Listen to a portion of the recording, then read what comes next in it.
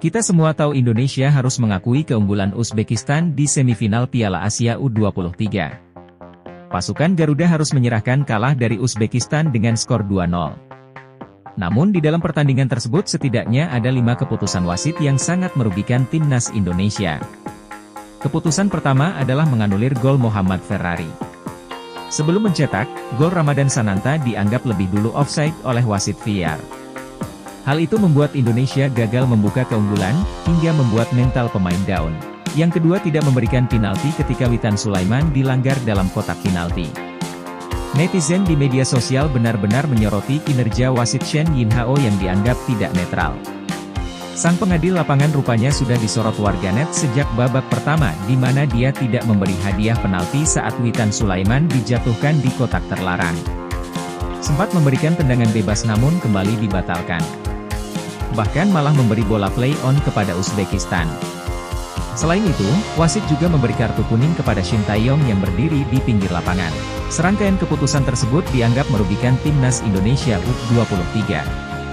Kartu merah Rizky Ridho menjadi kontroversi terakhir, padahal dalam tayangan ulang Rizky Ridho menyapu bola lebih dulu sebelum mengenai bagian vital pemain Argentina.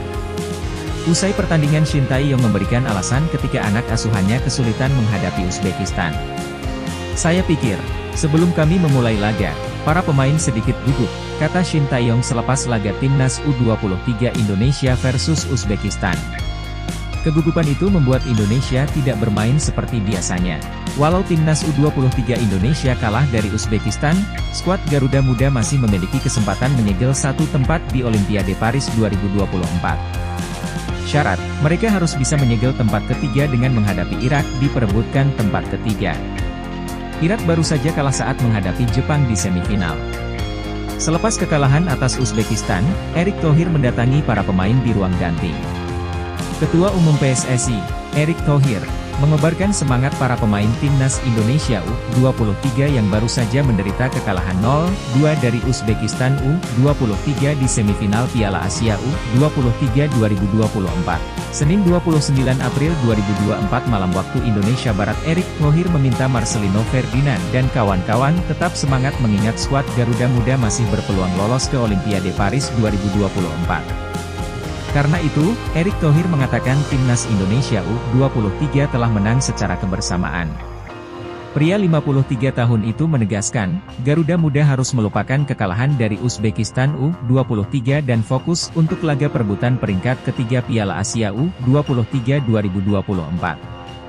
Tidak ada angin tidak ada hujan, tiba-tiba Martin Paes berada di Indonesia untuk melakukan sumpah WNI. Kita terlalu fokus pada kekalahan timnas Indonesia atas Uzbekistan. Sampai-sampai secara senyap Martin Paes sudah jadi WNI. Martin Paes melakukan sumpah WNI pada Selasa pagi, di kantor Kemenkumham wilayah DKI Jakarta. Kiper 26 tahun itu akhirnya mendapatkan paspor dan KTP Indonesia. Setelah mendapatkan paspor Indonesia, langkah selanjutnya bagi Martin Paes adalah menunggu hasil sidang di Pengadilan Arbitrase Olahraga, CAS. Sebelumnya, proses naturalisasi Martin Paes harus masuk CAS karena kiper yang satu ini dinilai melanggar persyaratan artikel 9 ayat 2 peraturan FIFA soal pergantian asosiasi. Martin Paes tidak sendirian. Dua nama calon pemain naturalisasi timnas Indonesia. Mereka ialah Kelvin Verdong dan Jens Raven. Melalui perkataan Erick Thohir bahwa keduanya bakal menjalani proses ucap WNI serupa dengan Martin Paes. Adapun nama Kelvin Verdong dan Jens Raven bukanlah wajah baru soal rumor pemain naturalisasi timnas Indonesia. Dua pemain tersebut akan mengisi skuad timnas Indonesia jika sudah rampung berkasnya kepada FIFA.